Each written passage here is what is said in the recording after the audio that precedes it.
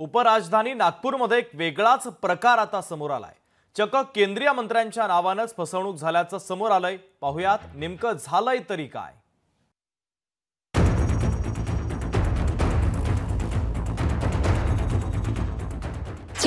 उपराजधानी नागपूरमध्ये केंद्रीय मंत्र्यांच्या नावाने फसवणूक।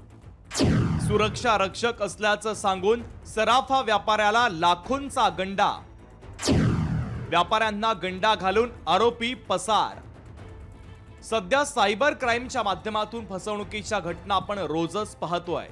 मात्र राज्याची उपराजधानी आणि संत्रा नगरी म्हणून प्रसिद्ध असलेल्या नागपुरात थेट केंद्रीय मंत्री नितीन गडकरी यांच्या नावाचा गैरवापर करत एका तोतयानं सराफा व्यापाऱ्यांना लुटल्याचा प्रकार समोर आलाय।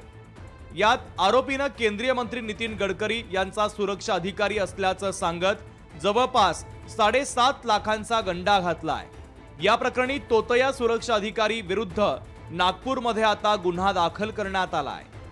31 ग्रॅम म्हणजे 2,57,000 रुपयाचं 2 चेन सोन्याच्या खरेदी केल्या आणि साहेबांची ओळख सांगून त्यांनी त्या ठिकाणी ते चेक दिला।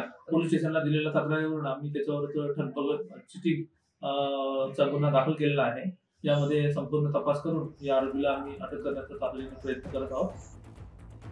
आरोपी राजबीर चावला हा दिल्लीतील रहिवासी असून बुधवारी तो नागपुरात आला होता। शहरातील वेगवेगळ्या सराफा व्यावसायिकांकडे जाऊन त्यानं दागिने खरेदी करून चेक देत दिल्लीत केंद्रीय मंत्र्याचा सिक्युरिटी चीफ असल्याचं सांगत गंडा घातला। बजाजनगर येथील डेंटिस्टकडे उपचार घेऊन थोडी रक्कम देऊन उर्वरित पैसे उद्या देतो म्हणून डेंटिस्टलाही चुना लावला। आता आरोपी राजबीर चावला पसार झाल्यानं त्याचा शोध घेण्यासाठी पोलिसांचं पथक दिल्लीत जाणार आहे। त्यामुळे आरोपीचा शोध लागल्यावर आरोपीनं अजून कुठे कोणत्या नेत्याच्या नावानं पैसे तर उकळले नाही ना हे देखील समोर येण्याची शक्यता आहे। ज्ञानेश्वर पवार, लोकशाही मराठी, नागपूर।